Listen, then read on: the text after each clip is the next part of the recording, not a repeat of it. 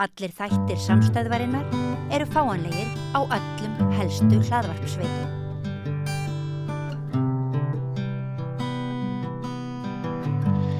Já, í vikunni urðu þau tímamót að 13 ár eru liðin síðan Alþingi boðaði til þjóðaratkvæðagreiðslu nýja stjórnarskrá. En það bólar nú ekkert á henni. Við fengið hingað að borðinu, rauða borðinu, Hjört Hjartarson. Vertu velkominn. Takk að þér fyrir. Þetta er búið að vera baráttu mál þitt lengi og mig langar að byrja á því, kannski áður en við förum lengra, áður en við förum inn í samtímann, að þú hjálpir mér að reyna að muna upphafið og svona hvað hefur gengið á. Það kom hrun á 2008. Við fylltumst nýjum hugmyndum það hvað þyrfti að gera til þess að endurreisa Ísland, auka lýðræði og uppræta meinsemdir, og það var boðað til fundar. Taktu boltan þar. Segðu mér upphaf þessarar sögu, þessarar kröfu og hvað gerir svo? Já, upphafið er náttúrulega hrunið sem var hér 2008. Já.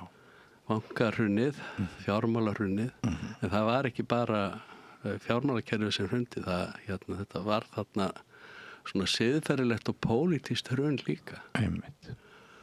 Og upp úr því var skipuð rannsóknarnefnd Alþingis sem að fór í gegnum þetta. Þetta er náttúrulega mikil saga, þessi hrunsaga. Já. En í rannsóknarskýrslu Alþingis er sagt að það verði að huga að breytingum á stjórnarskrá, eða gera breytingar á stjórnarskrá og skýra þar valdmörk og þar fram eftir göttunum. Og akkurat þessi punktur, ég held að þetta hafi máðst út úr minni sumra. Já, eflaust eflaust. Og síðan sem sagt ályktar Alþingi þessa skýrslu. Já. Þingsályktun í september 2010. Þar sem er einum rómi sagt að það eigi að þessi skýrsla rannsóknarnefndar Alþingi sé áfellisdómur yfir stjórnmálum og stjórnmálamenning og stjórnmálumannum landsins og meðal annars er ályktað þar að það skuli fari ráðast í breytingar á stjórnarskrá, endurskoðun stjórnarskrárinnar sem að reyndar hafi staðið til allt frá 1944. Þú getur lesið það í Alþingistíðindum til dæmis að það átti bara að samþykkja þessa stjórnarskrá 1944 með þeim einum breytingum að forsetinn var settur hann inn í staðinn fyrir kónginn, en síðan átti að ráðast í heildarendurskoðun á stjórnarskránni. En svo endurskoðun fór reyndar aldrei fram, fyrr en þarna við þetta hrun 2008, þá var farið á stað með þetta í rauninni. Já, og 2010 er komin ný stjórn, hrunstjórnin er fallin. 2009 kemst hún til valda ekki. Síðan skipar hún stjórnlaganefnd svo kallaða sem heldur síðan heldur síðan þjóðfund. Það hafði verið haldið þjóðfundur 2009 og það fólk sem stóð á honum, meðal annars Halla Tómasdóttir, núverandi forseti Íslands. Það hjálpaði til við að halda þennan þjóðfund 2010 þar sem var slembivalið fólk, 950 manns. Voru þau 950? 950, var það svona fjölmennt þing? Já, og bara endurspeglaði bara landið. Frá 18 ára til 91 árs held ég að elsti þáttakandinn hafi verið. Og síðan var kosið til stjórnlega þings sem átti að taka með þessu þjóðfundi. Og þær kosningar fóru fram og Þorkell Helgason, prófessor og starfsfræðingur, hann segir þetta gekk allt saman vel fyrir sig. Nema hvað Hæstiréttur ákvað að hann ákvað að ógilda þessar kosningar til stjórnlagaþings. Á hvaða grunni? Á grundvelli formsatriða. Og ég man eftir því að þegar þetta kom í fréttum, þingið þar segja kosningarna til stjórnlagaþings voru í nóvember 2010 og Hæstiréttur birti þessa ákvörðun sína. Þetta var ekki dómur, þetta var ákvörðun í janúar held ég 2011 sko. Já. Og í sjónvarpsfréttum að þá man ég að kemur Ólafur Þórðarsson, Ólafur Harðarsson og það var eiginlega datt eiginlega alveg á honum andliti sko. Hann sagðist ekki vita til þess að þetta hefði gerst nokkuð staðar annar staðar í heiminum bara að kosningar væru ógildar í heilu lagi. Hvað heldur að Hæstiréttur hafi verið að hugsa? Ég veit ekki hvað það var að hugsa en það stóð ekki steinn yfir steini í þessar röksemdafærslans. Og það voru sko enga grunnsendur uppi að einhver hefði haft það rangt við eða niðurstaðan væri ekki rétt. Þetta var bara á grundvelli þessar formsatriða sem hann ákveður að ógilda þessar kosningar. Já. Og síðan sko 2012 þá voru forsetakosningar kærðar til Hæstaréttar sama grundvelli. Og þá vísaði Hæstiréttur þessar kæru frá vegna þess að jafnvel þó að eitthvað hafi farið úrskeiðis í kosningunum hefði það ekki haft áhrif á niðurstöðuna. Hann kom í algjörum mótsögn við sjálfan sig sko. Þannig að þetta svartur blettur á bara réttarkerfi landsins sko. Já. En það sem að stjórnin gerði þá og mjög virðingavert, hún bara skipaði þetta þjóðkjörna fólk í stjórnlega ráð. Já. Og fól því verkefni sem að stjórnlega þing hafði átt að sinna. Já.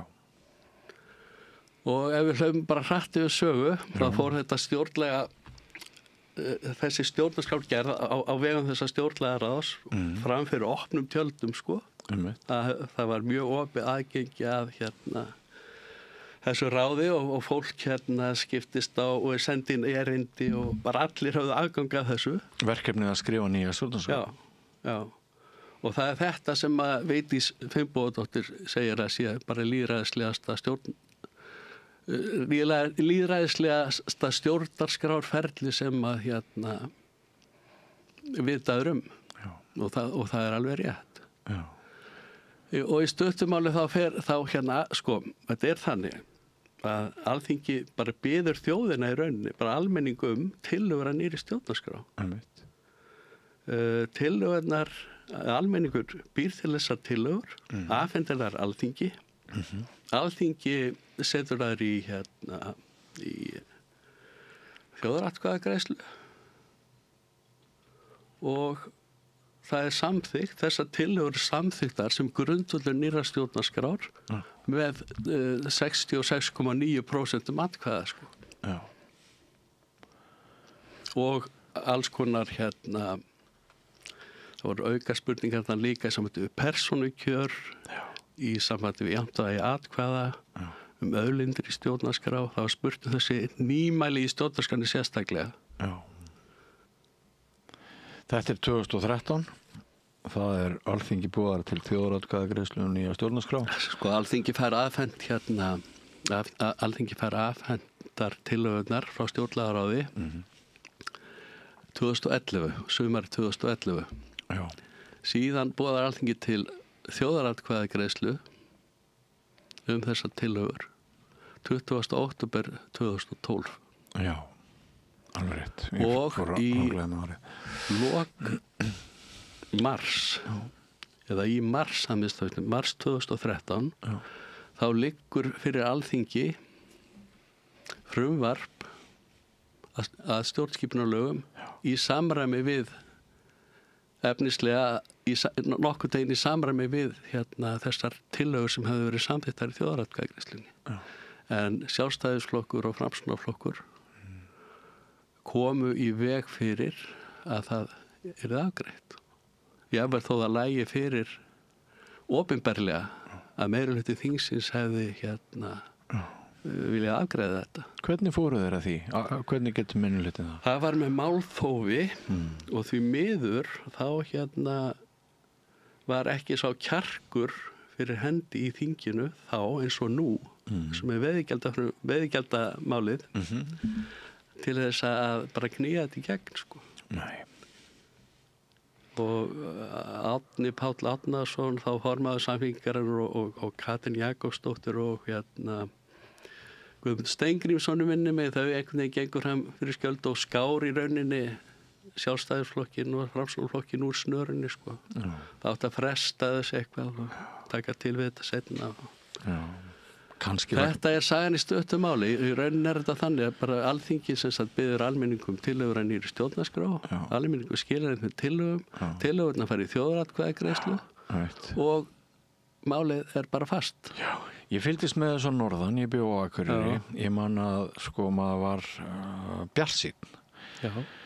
Það var svona þróttur sem að hélt til dæmis mörgu, ég kynntist fátækt í fyrsta skipti eftir hrunið, það var mjög hart á dalnum hjá mér og minni fjölskyldu, en það var allt í lagi að þótti ég sko færa á puttanum með milli Mývatnssveitar og Akureyrar til þess að veiða silung og búa til silungsbólur sem voru ógeðslega vondar bara því að og væri klippti mig sjálfur að því ég hefði ekki efni á því að fara í klippingu í einhvern tíma og svona bara hrunið sem sagt hafiði skammtíma áhrif nokkuð vond á mig og minni fjölskyldu, en þetta skipti mig engu máli. Ég var hamingjusamur og flestir í kringum mig af því að við vorum full af einhverju nýrri von, nýjum kjarki, stemningin var bara björt og jákvæð. Það er ótrúlegt að við stöndum hérna 2025 eða sitjum hérna ég á móti þér og síðan hafi í rauninni allt bara verið í frosti. Þetta var alveg einstakt ástand, sko. Já, þetta var einstakt ástand. En sko, almenningu náttúrulega rak stjórn hérna frá völdum, það var mikið reiði líka. Já.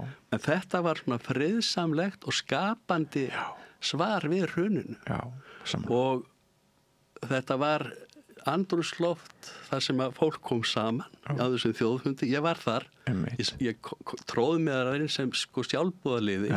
Ég var lendi ekki eins og slempi úrtæki. Nei. En stemmingin þarna er ólýsanleg, sko. Og svo í framhaldinu sko í stjórnlagaráði og það var eitthvað einstakt andrúmsloft þarna sem að er ekki hægt að búa til svona upp úr engu, sko. Þetta er eitthvað sem skapaðist bara. Að þess vegna þessar tillögur sem að samþykkt að voru þjóðaratkvæðagreiðslu, þess vegna það svona dýrmætar og verðmætar.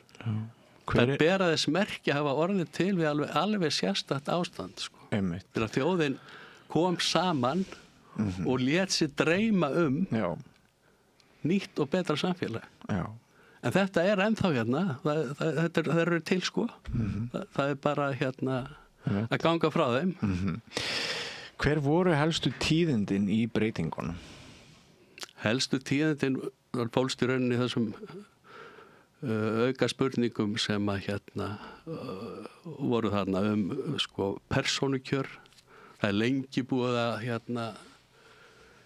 íta á það að fólk vil fá að ráða meira í kosningunum sjálfum, sko, heldur en að setja bara sitt litla x þarna.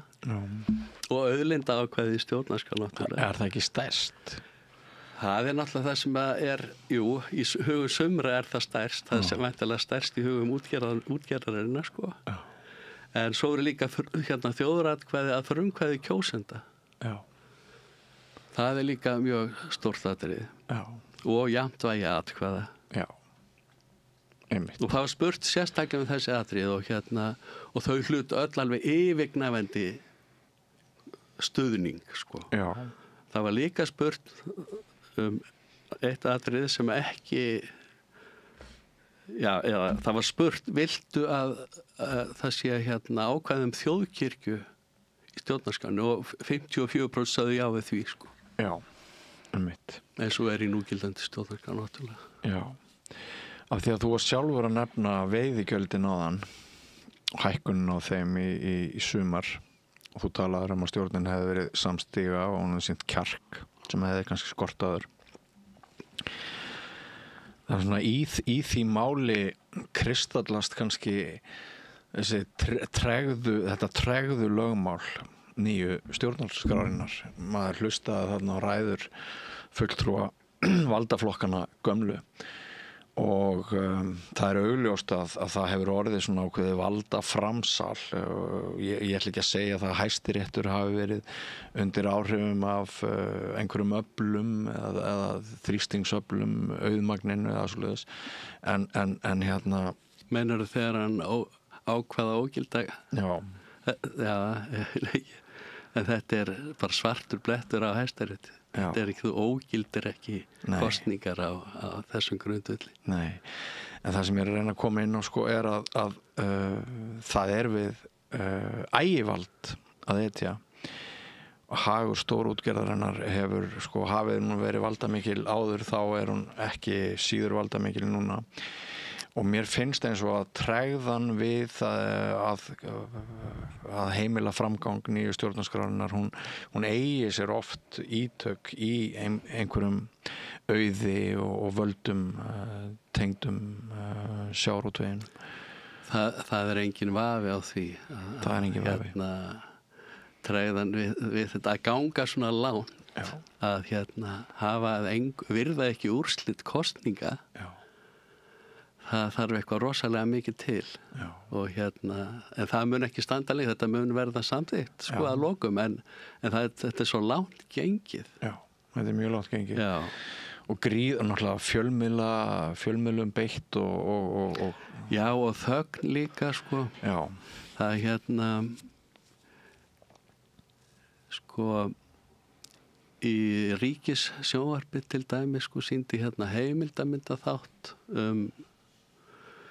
fullveldi 1918 og í honum hreinlega fullyrt, það var sýnt í desember 2023, fullyrt að þjóðaratkvæðagreiðslan nýja stjórnarskrá hefði aldrei farið fram. Já. Þetta alveg stórundarlegt og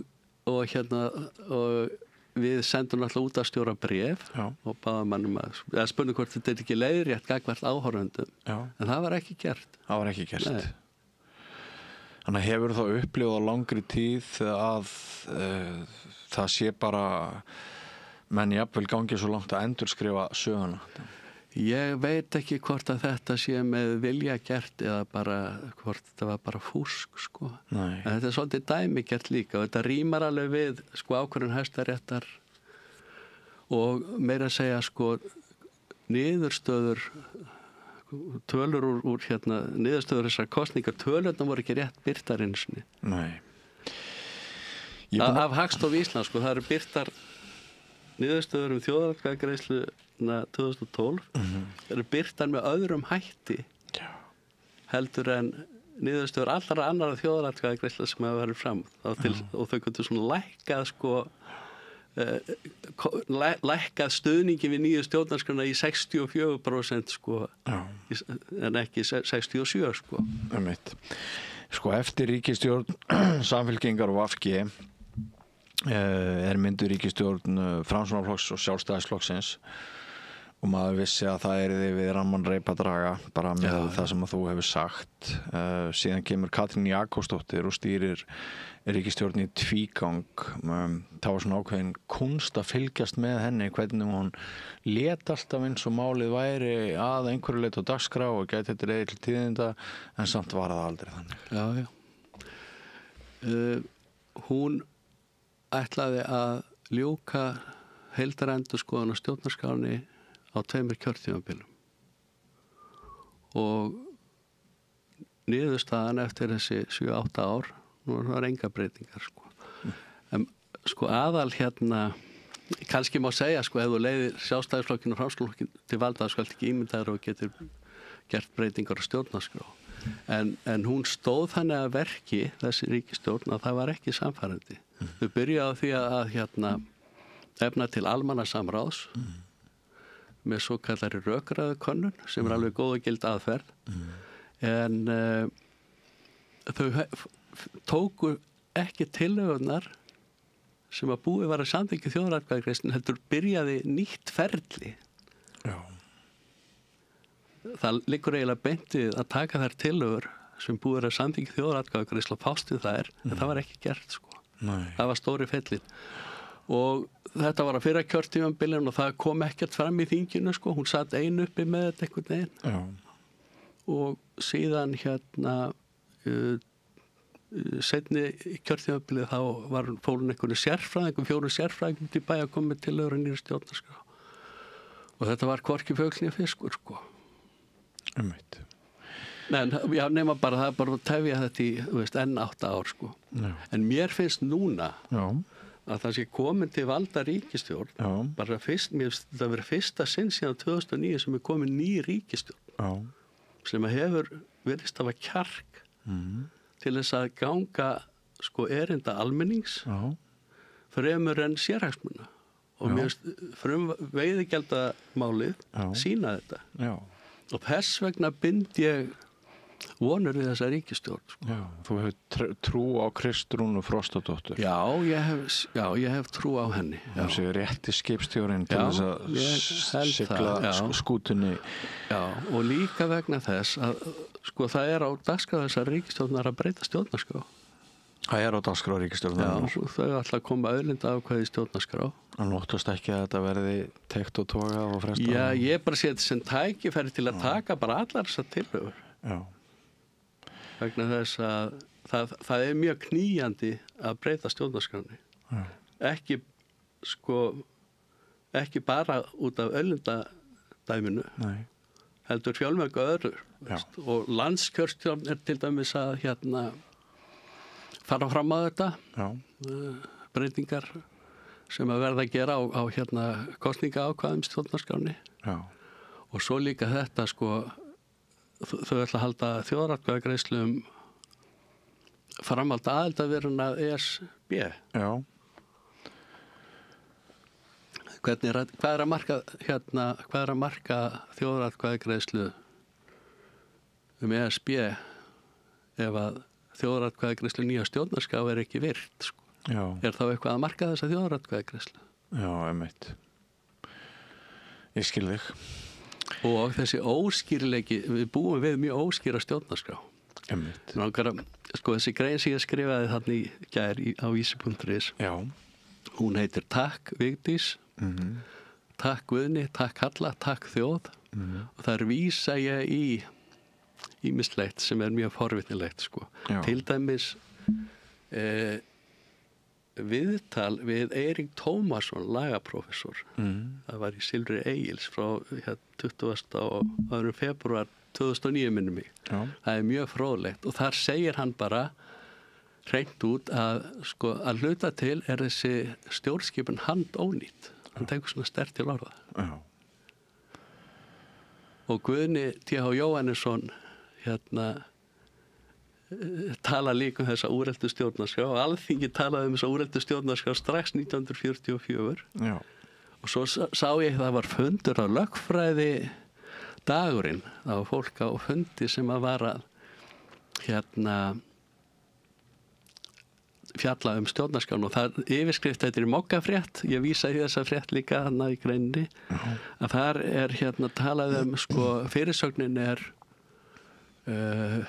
óskýr stjórnarskrá veikasti bletturinn og þetta fólk veit alltaf þessari nýju stjórnarskrá sko en þau nefna hann ekki að nafn ég þora að fullir það þau gera það ekki og svo segir í þessari frétt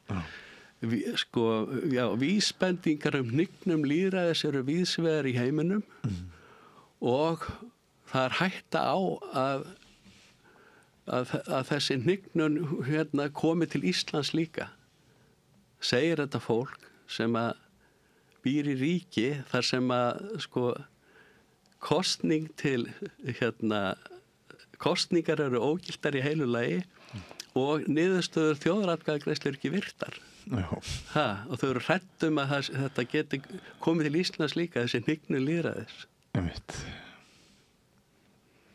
það alveg stórundalegt þetta súrbrandari já, það það og mörg dæmi bananalýðveldi á langri fréttasögu minni ég vil segja samt það var þjóðin sem afreikaði þetta þetta var hún á heiður skili fyrir þetta en svo taka öflin við og þau eru búin að það bara stjórnmálin eru enn í einhverjum í ógöngum í rauninni sko. Þau funkar ekki eins og þau eiga funkara og lýðræðinu hérna er ábótavant vegna hérna þess að stjórnmálumenningin er hérna ekki góð sko. Þessi mikla bjartsýni sem við rættum á þann að einkenndi hugmyndir okkar stórbætt siðferði í pólitíkinni, því eins og þú bentir svo réttilega á, þá var það ekki bara bankahrun. Hrunið hafið orðið á fleiri vígstöðum, pólitíska sviðinu, siðferðislega sviðinu.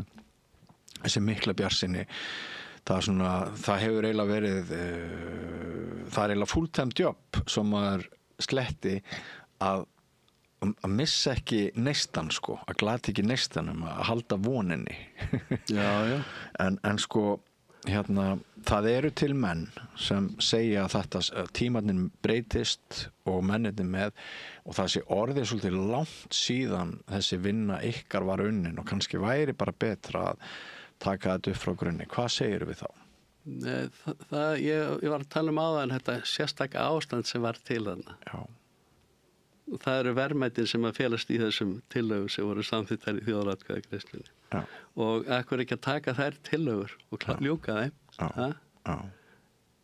Það eru verðmæti í því út af fyrir sig, veist? Og ég held að þjóðin hefur mjög gott að því að taka þær fyrir og ræða þær. Og líka vegna þess að það er ekki hægt í lýðræðisríki að fara ekki að úrslitum kosninga. Nei. Það er eiginlega algjörlega ótækt. Já. Hvernig finnst þér ganga að svona ná athygli samfélagsins á ykkar baráttu? Sko, ég held sko 2012 þegar við vorum hérna 21. október á borginni og við fengum þess að niðurstöður úr hérna þjóðaratkvæðagreiðslunni, þá held ég að þetta mál væri bara komið í höfn.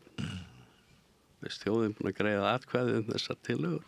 Samþykkjaðan með yfir 2/3 hlutum atkvæða og þá var þetta í búið sko.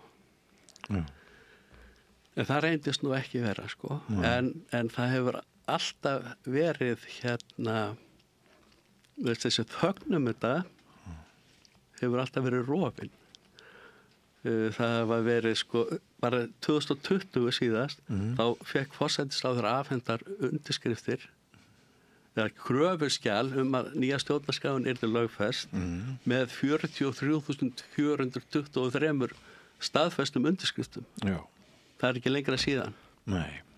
Og það er gríðarlegu fjöldi. Já, það er gríðarlegu fjöldi. Já. Og hérna, og maður geta þess að það voru samtök kvenna nýja stjórnarskrá sem að stóða að þessu reynda með dyggri aðstóð stjórnarskráfélagsins. Já.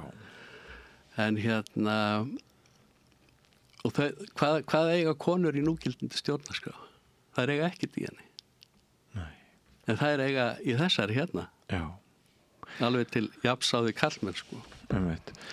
En svo spyrjið aðeins nánar út í sko þessa hvernig það gangi ná athygli. Er hérna hefur enginn áhuga á þessu? Sko Ég var að lýsa þessum undirskriftum hana, það bendur til að hafa kannanir, ég man síðast á 2020. Fyrir 5 árum? Já, fyrir 5 árum. Já. Hvernig staðan í dag? Staðan í dag er þessi sem ég að lýsa núna, hérna, það eru áform uppi breytingar á stjórnarskrá og Alþingi hefur enn ekki virt úrslit þjóðaratkvæðagreiðslunnar og þarna eru fyrirliggjandi tillögur vandlega unnar sem á bara að ljúka. Já. Sko Píratar og Samfylking lögðu fram frumvarp 2020 sem var alveg í samræmi við frumvarpi sem lá fyrir fullbúið 2013 samhljóða því nefnum bara með ítalegri greinargerð. Þar er hægt að byrja. Já. Til þess að ljúka þess og við erum ekki hérna á byrjunarreit, við erum á loka metrunum. Já. Og notfæra okkur þetta sem varð til þannig á þessari töfra stundu sko. Og þetta hættir ekki, þú veist þetta þú talar hvernig gengur að ná til fólks, þú veist, við náum alltaf til fólks sko. Menna, við söfnum bara fyrir prentun á þessari bók, bara óskuðum eftir framlögum og það bara hrúast inn fyrir því. Það sem ég að velta fyrir. Það listamenn, hérna, 2020, Ólafur Ólafsson og Líbia Castro, ekki eru þau?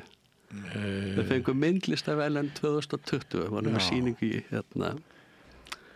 í listasafni Reykjavíkur. Og þau eru með sýningar tengdar stjórnarskrármálum út allan heim, sko. Og þannig að þetta þagnar ekkert, en það þetta svo langt gengið. Það svo langt gengið að halda þjóðaratkvæðagreiðslu og hunsa niðurstöðan og láta eins og það sé í lagi. Það ekki í lagi og verður ekkert í lagi. Það sem bara svo ég útskýra það sem liggur undir þessum spurningum mínum núna, það kannski það að mér finnst ég ekki sjá margar fyrirsagnir í blöðunum eða á fréttamiðlunum þetta mál. Við sáum hvað gerðist þegar til stóð að breyta veiðigjöldunum. Morgunblaðið var bara spáði bara því að himinn og jörð myndi allt eyðast í eldi frá með þeim degi að þeir heyra fyrst hugmyndirnar og mikið vitnaði í það og aðri fjölmiðlar mikið að keyra á þessu.